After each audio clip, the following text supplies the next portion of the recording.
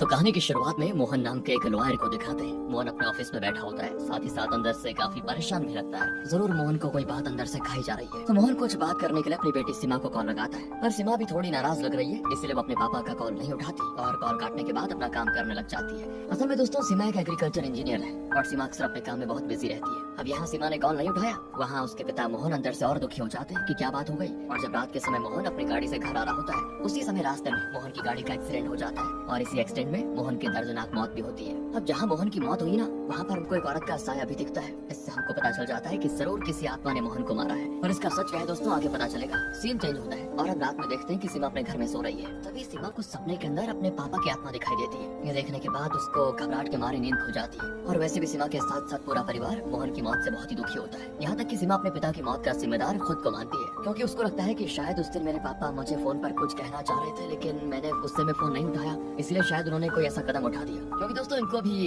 Confirm नहीं है कि एक्सीडेंट कैसे हुआ, क्या हुआ। अब हम सीमा के बॉस रघु को देखते हैं। रघु श्याम नाम के एम्प्लॉय से पूछता है कि आखिर सीमा इतने दिनों से काम पर क्यों नहीं आ रही है। असल में दोस्तों मोहन के मरने के बाद सीमा अंदर से पूरी तरह टूट गई है और साथ ही साथ वो काम पर भी जाना छोड़ देती है। तो वहाँ श्याम रघु को बताता है कि जब से सीमा गई है तब से हमारा प्रोजेक्ट पूरी तरह से बंद पड़ गया है। सीमा ने एक बिल्डिंग बनाने का प्रोजेक्ट अपने हाथ में लिया था, पर मोहन के गुजरने के बाद वो प्रोजेक्ट बीच में छोड़कर चली गई है। अब थोड़े टाइम के बाद श्याम सीमा को कॉल करके कहता है, आखिर तुम ऑफिस क्यों नहीं आ रही हो और कब तक घर में बैठी रहोगी। सीमा भी धीमी आवाज में कहती है कि देखो अब से मैं ऑफिस नहीं आऊंगी। और यहाँ सीमा की बातों से श्याम समझ जाता है कि सीमा अभी भी अपने पापा को भुला नहीं पाई। दूसरी तरफ घर में सीमा की मॉम कहती है, तुम्हें काम पर वापस चले जाना चाहिए बेटा, कब तक ऐसे रहोगी घर में बैठे बैठे, काम में मन लगेगा तो और चीजें भूल जाओगी। इस तरह सीमा की मॉम सीमा को काफी समझाने की कोशिश करती है, पर सीमा उनकी बात मानने को तैयार नहीं है। उधर सीमा की छोटी बहन नेहा भी अपनी मॉम से कहती है कि माँ, पापा के जाने का दुख सीमा अभी तक भुला नहीं पाई और हमें सीमा को उसके हाल पे छोड़ देना चाहिए। अब सीमा से मिलने घर पर उसकी बेस्ट फ्रेंड माया आती है। घर पे सीमा को ऐसे उदास देखकर माया को उसकी बड़ी चिंता होती है। माया कहती है तुम्हें सब कुछ भूल जाना चाहिए, वैसे भी मरने वाले कभी वापस नहीं आते।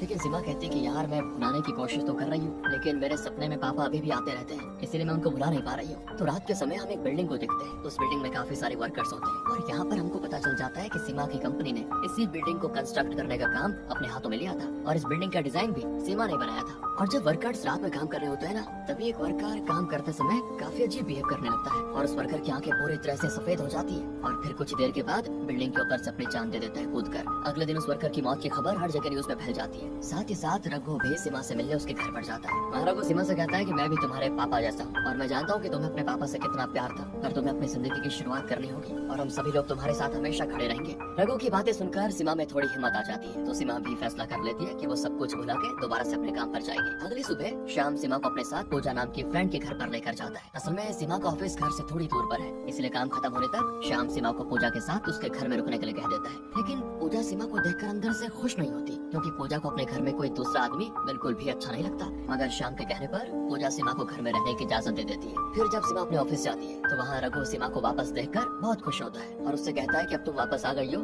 तो हम लोग जल्दी इस प्रोजेक्ट को खत्म कर देंगे और देखो अगर तुम्हें किसी भी चीज की जरूरत हो तो मुझे बता देना। इसके बाद सीमा ऑफिस में अपने काम पे लग जाती है। दोस्तों फिर कुछ देर के बाद क्या होता है कि श्याम सीमा से आकर कहता है कि मुझे तुमसे एक मदद चाहिए और क्या तुम मेरी जगह प्रोजेक्ट के कॉन्ट्रैक्टर से मिलने चल पाओगी, क्योंकि आज मुझे किसी जरूरी काम से कहीं बाहर जाना है। तो सीमा भी उसकी बात मानकर खुद बिल्डिंग के कॉन्ट्रैक्टर से मिलने चली जाती है। और जब सीमा कार में जा रही होती है उसी समय कार के ड्राइवर को हॉस्पिटल से कॉल आता है। हॉस्पिटल वाले ड्राइवर को कहते हैं कि आपकी बीवी का कुछ घंटों के बाद डिलीवरी होने वाली है, इसलिए आप जल्दी हॉस्पिटल आ जाइए। तो ये सुनने के बाद कार ड्राइवर सबसे पहले सीमा को कॉन्ट्रैक्टर के पास छोड़ देता है और ये कहकर निकल जाता है कि मुझे जरा काम है, हॉस्पिटल में जाना है, मैं जल्दी आपको लेने आ जाऊंगा। इतना कहने के बाद वो निकल जाता है हॉस्पिटल के लिए। तो अब सीमा वहाँ कॉन्ट्रैक्टर से बात कर रही होती है। उधर कॉन्ट्रैक्टर सीमा से कहता है, मैडम बिल्डिंग बनाने के लिए हमारा मटेरियल कॉस्ट 40% तक जा रहा है और इस वजह से मुझे काफी लॉस हो रहा है, इसीलिए हमें बिल्डिंग बनाने के लिए ज्यादा पैसों की जरूरत होगी। तो सीमा कहती है आपको इस बारे में रघु से बात करनी पड़ेगी। अब ये दोनों आपस में बात कर ही रहे होते हैं, इतने में एकदम से किसी के गिरने की आवाज आती है और इस बार भी एक वर्कर बिल्डिंग से नीचे गिर गया है। तब बाकी लोग भी जल्दी से उस वर्कर को हॉस्पिटल लेकर जाने लगते हैं। ये सब देखकर सीमा भी बड़ी टेंशन में आ जाती है कि ये वर्कर्स के साथ क्या खिलवाड़ हो रहा है और फिर वो सभी वर्कर्स के साथ भगवान से प्रार्थना करने लगती है। तभी सीमा को ड्राइवर का कॉल आता है। ड्राइवर कहता है, मैडम सॉरी आज तो मैं आपको लेने नहीं आ पाऊंगा और डॉक्टर्स ने मुझे अपनी बीवी के पास रहने के लिए कहा है। तो सीमा भी उस ड्राइवर की मजबूरी बहुत अच्छे से समझ जाती है और कहती कोई बात नहीं, तुम अपनी बीवी का ख्याल रखो। अब यहाँ सीमा माया को कॉल करके कहती है, क्या तुम मुझको लेने आ जाओगी? तो माया कहती है, मैं थोड़े टाइम में आ जाऊंगी तुमको लेने के लिए, कोई दिक्कत नहीं है। अब माया के आने तक सीमा बस स्टैंड पर बैठकर उसके इंतजार में होती है। कुछ देर के बाद सीमा वापस से माया को कॉल करती है कि तुम आई नहीं अभी तक, मैं यहाँ वेट कर रही हूँ बस स्टैंड पर तुम्हारा। माया से बात करने के बाद सीमा अकेले बस स्टैंड पर बैठी होती है। उसी समय सीमा को एकदम से किसी औरत के रोने की आवाज आती है और जैसी सीमा उस आवाज के पीछे जाती है ना, उसे बस स्टैंड के पास एक औरत रोते हुए दिखाई देती है, लेकिन औरत का चेहरा ढका होता है। इस वजह से माया उसका चेहरा देख नहीं पाती। फिर दोस्तों माया उस औरत के पास जैसे जाने लगती है, इतने में वहाँ पर एक पुलिस की गाड़ी आ जाती है और पुलिस की गाड़ी आते चमत्कार हो जाता है, वो औरत हो जाती है गायब। ये सब देखकर सीमा भी सोच में पड़ जाती है कि आखिर वो औरत गई कहाँ। अब इंस्पेक्टर गोपाल सीमा से पूछता है, आखिर इतने रात को यहाँ पर क्या कर रही हो तुम? तो सीमा कहती है, सर मैं यहाँ अपने दोस्त के इंतजार में हूँ। तभी वहाँ पर माया भी आ जाती है। उधर गोपाल माया और सीमा से कहता है कि रात में बाहर घूमना कम करो जरा, खतरे से खाली नहीं है बाहर घूमना। अब सीमा पूजा के घर पर चली जाती है, लेकिन वहाँ पूजा उससे गुस्से में कहती है कि तुम्हारा गेस्ट हाउस नहीं है ये,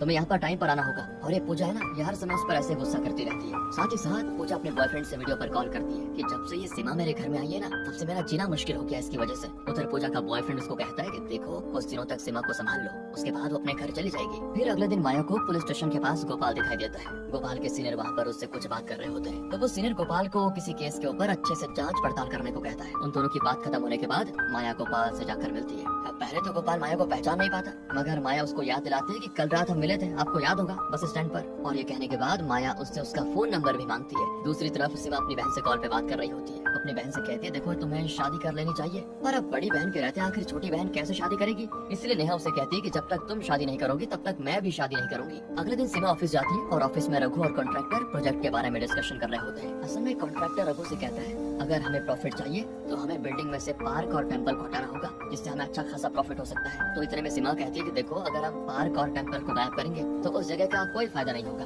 और हर आदमी बड़ी उम्मीद के साथ घर खरीदता है। अगर हम पार्क हटा देंगे तो सभी बच्चे कहाँ खेलेंगे। साथ ही साथ मंदिर भी बिल्डिंग में बहुत जरूरी होता है। यहाँ रघु को भी सीमा की बातें बड़ी अच्छी लगती है। तब सीमा रघु से कहती है, आप टेंशन मत लीजिए, हम लोग कोई ना कोई सोल्यूशन जरूर निकालेंगे। इतना कहने के बाद सीमा वहीं पूजा के घर में आ जाती है फिलहाल रहने के लिए। घर पर यहाँ निशा नाम की एक नौकरानी भी होती है जो काफी समय से यहाँ पर है। तभी सीमा भी थोड़ा फ्री होकर अपनी माँ से बात करती है। उसकी माँ को भी बड़ी खुशी होती है कि चलो बेटी अपने काम पे फोकस कर रही है और पुरानी बातों को भुला रही है। तभी घर में आ जाती है पूजा, तो पूजा सीमा को घर की डुप्लीकेट कीज देती है। फिर रात के समय पूजा अपने बॉयफ्रेंड से वीडियो कॉल करती है, लेकिन साथ ही साथ पूजा छत पर किसी दूसरे लड़के के साथ भी बातें कर रही होती है। इससे हमें पता चल जाता है कि पूजा अपने बॉयफ्रेंड को धोखा देकर उसका फायदा उठा रही है, यानी कि दो कनेक्शन खोल के रखे हुए हैं। पर पूजा के बॉयफ्रेंड्स को इसके बारे में कुछ भी नहीं पता। अब एकदम से रात में घर के सारे लाइट्स ऑफ हो जाते हैं और सीमा को घर में किसी औरत की आवाज आती है। वो पूरे घर में उस आवाज का पीछा करती है, पर सीमा को घर में कोई औरत मिलती नहीं और इस वजह से वो इस बात पे ज्यादा ध्यान भी नहीं देती। लेकिन अगली सुबह माया को रास्ते में गोपाल दिखता है। उसकी बाइक खराब हो गई थी तो माया कहती है कि चलो लिफ्ट ले लो मुझसे, पर गोपाल लिफ्ट लेने से मना कर देता है। और यहाँ माया को एक चीज पता चलती है कि गोपाल को 1 महीने के लिए सस्पेंड कर दिया गया है। वो फिर उससे सस्पेंशन की वजह पूछती है तो गोपाल कुछ भी बताने से मना कर देता है, नहीं बताता कुछ। अब दूसरी तरफ सीमा वॉचमैन से जाकर कहती है, एक बार इलेक्ट्रिशियन को कहकर घर के लाइट्स ठीक करवा दो, क्योंकि पिछली रात घर की सारी लाइट चली गई थी। तभी घर में सीमा देखती है कि पूजा के सिर पे छोटी सी चोट लगी हुई है, लेकिन पूजा ये कहती है, अरे ये चोट बस गलती से लग गई थी, तुम्हें मेरी फिक्र करने की कोई जरूरत नहीं है। सीमा तो दोस्तों पूजा के साथ दोस्ती करने की बहुत कोशिश करती है, लेकिन पूजा है ना,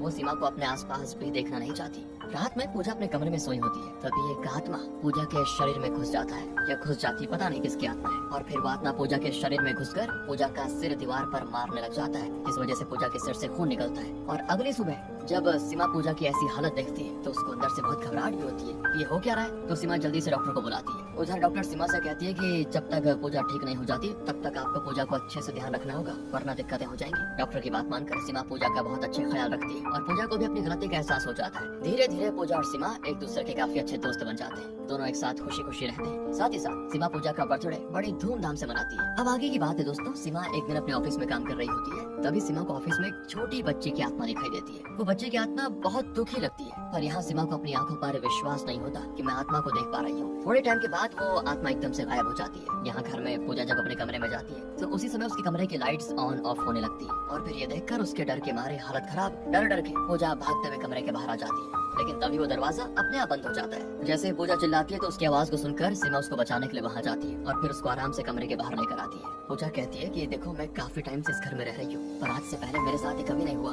पूजा फिर सीमा को अपने पेरेंट्स के बारे में बताती है कि वो बचपन में ही मुझे छोड़कर चले गए थे, तब से मैं अकेली हूँ। फिर सीमा भी अपनी बातें शेयर करती है कि मेरे डैड भी मुझे शादी के लिए कॉल कर रहे थे एक बार, मतलब वो मेरी शादी करवाना चाह रहे थे, पर मैं उस समय शादी नहीं करना चाहती थी, इसलिए मैंने गुस्से में अपने पापा का फोन नहीं उठाया और फिर उसके बाद हमें पता चला कि उनका एक्सीडेंट हो गया है। यहाँ पूजा से बात करने के बाद सीमा अपने कमरे में सोने चली जाती है और सपने में सीमा को एक औरत और एक बच्चे की आत्मा दोबारा दिखती है। तभी सीमा के रूम में पूजा और माया आ जाते हैं और ये माया सीमा से मिलने के लिए आई होती है। तो सीमा यहाँ पर उन दोनों को सारी बातें बताती है कि देखो मुझे कुछ दिनों से आत्माएं दिखाई दे रही है। अब पहले तो माया को उसकी बातों पर यकीन नहीं होता, पर पूजा के भी सेम चीज कहने के बाद माया को थोड़ा थोड़ा विश्वास हो ही जाता है। अब माया असलियत का पता करने के लिए शिव नाम के एक आदमी को लेकर आती है और ये शिव को भूत प्रेतों के बारे में बहुत ज्ञान होता है। इसके बाद शिव को भी उनके घर में किसी आत्मा के होने का एहसास होता है। तो शिव फिर उनसे पूछता है ये कहाँ से शुरू हुआ, कैसे तुमको ये चीजें दिखाई देने लगी। तब सीमा बताती है ये सारी चीजें बस स्टैंड से हुई थी, क्योंकि पहली बार वहाँ पर मैंने एक औरत को देखा और वो अचानक कहीं गायब हो गई। एक और सरप्राइजिंग बात यहाँ पर होती है दोस्तों, सीमा जब उनको उस बस स्टैंड के पास लेकर जाती है ना,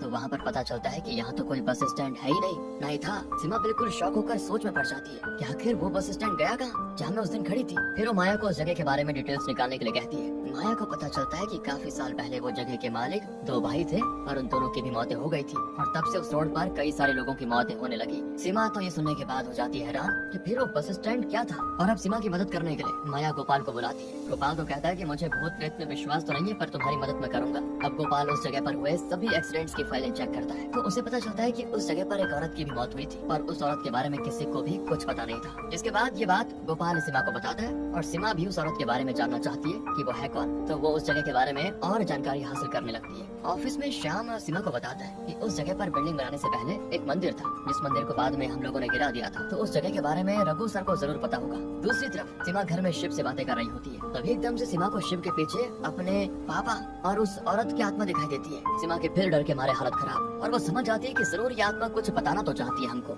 लेकिन वो ये बात भी नहीं समझ पा रही है कि उसके पापा और उस औरत का कनेक्शन क्या है। तो सीमा घर पर अपने पापा की फाइल्स चेक करती है और सीमा को उस जगह की फोटो मिलती है। वो फोटो को जल्दी से माया और गोपाल को भी भेज देती है। माया और गोपाल वो फोटो लेकर एक बहुत ही पुराने फोटो शॉप में पूछताछ करने चाहते हैं। वहाँ वो शॉप का ओनर उनसे कहता है कि शायद से ये फोटो मेरे पापा ने खींची होगी, मुझे इसके बारे में ज्यादा कुछ नहीं पता। इसके बाद गोपाल उस फोटो वाले को उन दोनों भाइयों की फोटो भी दिखाता है जिनकी एक्सीडेंट में मौत हो गई थी। तो फोटो वाला कहता है कि सर ये दो नहीं बल्कि तीन भाई थे और ये तीनों उस जगह के मालिक भी थे। इतना कहने के बाद वो आदमी गोपाल को उन तीनों भाइयों की फोटो देता है। फिर माया भी कॉल करके सीमा को उन तीनों भाइयों के बारे में बताती है। अगले दिन सीमा भी उस जगह के बारे में जानने के लिए रघु के पास जाती है। तो रघु से कहता है कि सबसे पहले वो जगह एक औरत के नाम पर थी, पर अब वो जगह के ओनर बाहर देश में रहते हैं और मुझे भी उस औरत के बारे में ज्यादा कुछ नहीं पता। फिर दोस्तों सीमा गोपाल से जाकर कहती है कि अगर हमने उस औरत के बारे में पता कर लिया तो हमें आगे की पहली भी पता चल जाएगी। गोपाल कहता है कि मुझे उस औरत के फाइल में कुमार नाम के एक ऑफिसर के बारे में पता चला है और उस औरत के एक्सीडेंट केस को ऑफिसर कुमार ने हैंडल किया था। तो अगले दिन वो लोग कुमार से मिलने जाते हैं, पर अब तक कुमार काफी बूढ़ा हो गया है। वहाँ कुमार उनको बताता है कि उस जगह पर पहले एक विधवा औरत अपनी बेटी के साथ रहती थी और उस औरत का नाम माधुरी था। वो दोनों माँ बेटी बहुत ही खुशी खुशी रहा करते थे। पर एक दिन माधुरी को राम नाम के एक आदमी से प्यार हो जाता है और राम माधुरी का उम्र भर साथ देने का वादा भी करता है। तो माधुरी अपना घर बेचकर राम के साथ किसी दूसरी जगह जाने का फैसला कर लेती है। इसलिए माधुरी नील, नितिन, मुकेश नाम के तीन भाइयों को अपना घर बेच देती है। मगर राम की बुरी नजर माधुरी के पैसों के ऊपर थी और राम लालच में आकर माधुरी के सारे पैसे लेकर भाग जाता है। और जब ये बात माधुरी को पता चलती है तो माधुरी ये धोखा बर्दाश्त नहीं कर पाती और दुखी होकर आत्महत्या कर लेती है। लेकिन दोस्तों अब कुमार की इन बातों पर सीमा को पूरी तरह से यकीन नहीं होता। सीमा ये बात भी जानना चाहती है कि आखिर उसके पापा का माधुरी से कनेक्शन क्या है और ये सभी चीजों का जवाब सिर्फ माधुरी का आशिक वो राम ही बता सकता है। फिर दूसरी तरफ हम रात में कुमार को देखते हैं। कुमार अपने कमरे में बैठा होता है। इतने में कुमार के कमरे की लाइट्स भी ऑन ऑफ होने लग जाती है और कुमार को किसी औरत के रोने की आवाज आती है। कुमार समझ आता है कि माधुरी की आत्मा उसको मारने के लिए आ गई है। इसी वजह से कुमार वहाँ से भागने की कोशिश करता है, पर माधुरी की आत्मा उसको जान से मार डालती है। अब हम सीमा, गोपाल, माया और शिव को देखते हैं और वो चारों माधुरी के पोस्टमार्टम फाइल को चेक कर रहे होते हैं। फाइल के अंदर से उनको सत्यम नाम के एक डॉक्टर के बारे में पता चलता है। असल में सत्यम ने ही माधुरी का पोस्टमार्टम किया था, मतलब उसकी रिपोर्ट बनाई थी। इसलिए वो लोग उससे पूछताछ करने उसके घर जाते हैं। मगर ये सत्यम है ना, शराब पीने का बहुत आदी है और हर समय नशे में होता है। उसकी वाइफ और बेटे की भी मौत हो गई है और तब से सत्यम उनकी याद में काफी दारू पीता है। वहाँ वो लोग उससे माधुरी के बारे में पूछते हैं, लेकिन उसको माधुरी के बारे में कुछ भी याद नहीं होता। तो वो गुस्से में उनको घर से निकाल देता है। अब जैसे वो लोग वहाँ से निकलते हैं ना और ये सत्यम बैठकर ड्रिंक कर रहा होता है, तभी सत्यम एकदम से माधुरी की आत्मा को देखता है। उसको देखकर वो बिल्कुल होश में आ जाता है और अपनी जान बचाने की बहुत कोशिश करता है, लेकिन माधुरी की आत्मा उसकी भी जान ले लेती है। दोस्तों अब आप सोच रहे होंगे कि आखिर माधुरी की आत्मा ने सत्यम और कुमार को क्यों मारा। इसका जवाब बहुत बढ़िया आपको आगे मिल जाएगा। सीमा और गोपाल भी कुमार और सत्यम की मौत की खबर सुनकर हैरान होते हैं। उनको इस बात पर विश्वास नहीं होता क्योंकि 2 दिन पहले ही वो दोनों से मिले थे। सीमा बड़ी टेंशन में बैठी होती है क्योंकि ये केस और भी उलझ रहा है। तब एक ऑफिसर गोपाल को आकर बताता है कि सर आपको राम के बारे में रवि नाम का एक आदमी बता सकता है। रवि राम को बहुत ही अच्छे से जानता है क्योंकि वो दोनों जेल में एक साथ रहते थे। साथ ही साथ वो गोपाल को रवि का एड्रेस भी देता है। फिर ये लोग रवि के घर पर जाते हैं, मगर उन्हें वहाँ रवि का बड़ा भाई मिलता है। वो बताता है कि जेल से छूटने के बाद रवि किसी जॉर्ज नाम के आदमी के साथ घर आया था और वो हमेशा से खुद की कोई दुकान खोलना चाहता था, इसलिए जॉर्ज ने रवि की दुकान खोलने में उसकी मदद करने का वादा किया। पर उसके कुछ दिनों के बाद ही रवि की मौत हो गई। इसके बाद दोस्तों वो लोग गाँव के लोगों से जॉर्ज के बारे में पूछताछ करने लग जाते हैं, पर कोई भी उनको जॉर्ज के बारे में नहीं बता पाता। और वहाँ के लोग जॉर्ज को अपना मसीहा भी मानते हैं, क्योंकि जॉर्ज ने वहाँ के लोगों के लिए बहुत कुछ किया होता है। इसी वजह से सीमा सोच में पड़ जाती है कि अब जॉर्ज को कैसे ढूंढा जाए। सीमा अपने होटल जा रही होती है, इतने में सीमा के पास होटल का मैनेजर आता है। तो सीमा उस मैनेजर से पूछ लेती है जॉर्ज के बारे में। तो मैनेजर बताता है जॉर्ज सर अभी हमारे होटल के अंदर ही बैठे हुए हैं। तो सीमा तो भागते भागते सीधे जॉर्ज से मिलने जाती है, लेकिन जैसे वो जाती उसके पहुंचने से पहले जॉर्ज गाड़ी में बैठकर अपने घर के लिए निकल जाता है। साथ ही साथ सीमा भी जॉर्ज के पीछे लग जाती है। अब कुछ देर पीछा करने के बाद आखिरकार वो जॉर्ज के घर पहुंच जाती है। दूसरी तरफ हम गोपाल को देखते हैं। गोपाल शिव और माया से कहता है कि सीमा ने ही सत्यम और कुमार को मारा है। ये क्या बातें बोल रहा है यार ये। गोपाल आगे कहता है सीमा के मिलने से पहले वो दोनों जिंदा थे, पर उसके बात करने के बाद ही वो दोनों की मौत हो गई, इसलिए मेरा पूरा शक सीमा के ऊपर है। लेकिन उधर शिव गोपाल को बताता है कि ये सब माधुरी की आत्मा ने किया है और वो आत्मा सीमा के जरिए सत्यम और कुमार तक पहुंचना चाहती थी, और जरूर माधुरी का कुमार और सत्यम से कोई न कोई कनेक्शन तो है। इतने में गोपाल को एक ऑफिसर का कॉल आता है और वो गोपाल से कहता है कि सर मुझे राम की फोटो मिल गई है। वो जल्दी से राम की फोटो भी भेज देता है। अब हम सीमा को देखते हैं। सीमा जॉर्ज से राम के बारे में पूछती है, तो जॉर्ज भी उसे राम की सच्चाई बताने के लिए तैयार हो जाता है। यहाँ पर हमको पता चलता है कि माधुरी के पति के मरने के बाद माधुरी पूरी तरह से अकेली हो गई थी और बाकी लोगों की नजर माधुरी की प्रॉपर्टी पर थी। सभी लोग माधुरी के घर को अपने कब्जे में करना चाहते थे, लेकिन माधुरी अपना घर बेचने के लिए बिल्कुल भी तैयार नहीं थी। जिसके बाद एक दिन माधुरी के घर पर राम नाम का एक आदमी आता है और राम को पहली नजर में माधुरी से प्यार हो जाता है, और फिर धीरे धीरे राम बहुत टाइम माधुरी के घर पर बिताता है। माधुरी भी राम के साथ अपना सुख दुख बांटती है। साथ ही माधुरी के घर के बाहर देवी का मंदिर भी होता है। तो माधुरी राम से कहती है देवी माता हमेशा हमारी रक्षा करेगी और कोई भी बुरी आत्मा हमारे मंदिर में प्रवेश नहीं कर सकती है। तब अगले दिन माधुरी के घर पर मुकेश, नील और नितिन नाम के 3 भाई आते हैं और वो तीनों की नजर माधुरी के घर पर ही होती है। पर माधुरी मुकेश को अपना घर देने से बिल्कुल मना कर देती है, क्योंकि उसको नहीं देना था, और गुस्से में वो तीनों को निकाल देती है घर से। उनके जाने के बाद राम माधुरी से कहता है कि कब तक तुम अकेले सब कुछ संभालती रहोगी, मैं तुमसे प्यार करता हूँ, हमेशा तुम्हारे साथ रहना चाहता हूँ। सुनकर माधुरी बड़ी हैरान होती है और मान ही मान वो राम से भी प्यार करने लग जाती है। माधुरी की बेटी को भी राम पसंद होता है। फिर माधुरी राम से कहती है मैं अपनी बेटी की खुशी के लिए तुमसे शादी करने को तैयार हूँ। इतना कहने के बाद वो दोनों एक दूसरे को गले लगा लेते हैं। फिर दोस्तों उसी समय वहाँ पर वो तीनों भाई आ जाते हैं और वो तीनों राम से कहते हैं अगर तुम माधुरी की मदद करोगे तो हम लोग तुम्हें जान से मार डालेंगे, इसलिए सावधान रहना। मुकेश की बातें सुनकर राम अंदर से बड़ा डर जाता है और वो घबराते हुए मुकेश से कहता है मैं माधुरी से प्यार नहीं करता, मैं बस यहाँ माधुरी की प्रॉपर्टी के पेपर्स चुराने के लिए आया हूँ। ये बातें माधुरी को भी पता चल जाती है और वो गुस्से में राम को घर से निकल जाने के लिए कहती है। लेकिन तभी वो लोग माधुरी की बेटी को पकड़ लेते हैं और साथ ही साथ माधुरी को धमकी भी देते हैं कि अगर तुमने अपनी प्रॉपर्टी हमारे नाम नहीं की तो तुम्हारी बेटी को जान से मार डालेंगे। अब अपनी बेटी की जान बचाने के लिए माधुरी अपनी प्रॉपर्टी मुकेश के नाम कर देती है। प्रॉपर्टी मिलने के बाद मुकेश माधुरी और उसकी बेटी को जान से मार डालता है, और जब ये बात इंस्पेक्टर कुमार को पता चलती है तो वो भी माधुरी के मर्डर को सुसाइड घोषित कर देता है। लेकिन सुसाइड घोषित करने के लिए उन्हें पोस्टमार्टम रिपोर्ट की भी सख्त जरूरत होती है। इसी वजह से वो लोग माधुरी की लाश लेकर सत्यम के पास जाते हैं। यहाँ पर हमको पता चलता है कि सत्यम भी मुकेश के साथ मिला हुआ होता है और वहाँ सत्यम माधुरी की झूठी पोस्टमार्टम रिपोर्ट बना देता है। साथ ही साथ उस रिपोर्ट में मर्डर के बदले सुसाइड लिख देता है। फिर जब रात में मुकेश वो प्रॉपर्टी पेपर्स लेकर मोहन के पास जाता है तो वहाँ मोहन मुकेश से कहता है कि अभी तक ये प्रॉपर्टी तुम्हारे नाम नहीं हुई है और तुम्हें इस प्रॉपर्टी पेपर्स के ऊपर माधुरी की बेटी के भी सिग्नेचर्स लेने होंगे। तो मुकेश सोच में पड़ जाता है कि आखिर मरी हुई लड़की के सिग्नेचर कैसे लेकर आऊं। इसमें मोहन खुद अपने हाथों से पेपर्स के ऊपर उसकी बेटी का नकली सिग्नेचर कर देता है और उसके बदले में मुकेश मोहन को काफी सारे पैसे भी देता है। जिसके बाद तीनों भाई और राम घर बंद करके वहाँ से जा रहे होते हैं, तभी उन्हें माधुरी की आत्मा नजर आती है और माधुरी की आत्मा को देखते ही ना तीनों की हालत राइट। फिर माधुरी की आत्मा गुस्से में तीनों भाइयों को जान से मार डालती है और जैसे ही माधुरी की आत्मा राम को मारने जाती है उससे पहले राम उस देवी के मंदिर में घुस जाता है, जिस वजह से माधुरी की आत्मा राम का कुछ नहीं बिगाड़ पाती और मौका मिलते ही राम वहाँ से अपनी जान बचाकर भाग जाता है। अब दोस्तों प्रेजेंट में सीमा जॉर्ज से सारी बातें कर रही होती है। इतने में गोपाल सीमा को राम की फोटो भेजता है और वो फोटो देखने के बाद सीमा के पैरों तले जमीन खिसक जाती है, क्योंकि वो फोटो किसी और की नहीं बल्कि जॉर्ज की है और असल में जॉर्ज ही राम था और जॉर्ज अपना नाम बदल कर रह रहा था। सीमा की सच्चाई जानने के बाद राम सीमा को जान से मारने की कोशिश करता है। तभी वहाँ पर गोपाल और बाकी लोग भी आ जाते हैं। इसके बाद राम उनसे बचकर वहाँ से भागने लगता है, लेकिन आखिर में राम को जंगल के अंदर दिखती है माधुरी की आत्मा और माधुरी की आत्मा को देखते ही वो समझ जाता है मेरा अंत निकट है। फिर उसकी आत्मा उसे बेरहमी से मार डालती है। सीमा भी अपने पापा की सच्चाई जानकर बहुत दुखी होती है, क्योंकि सीमा ने कभी नहीं सोचा था कि पैसों के बदले मेरे पापा इस तरह फेक साइन करेंगे कभी। इसी वजह से माधुरी की आत्मा ने उन तीनों को जान से मार दिया और उसके पापा को भी। यहीं पर ये मूवी खत्म हो जाती है।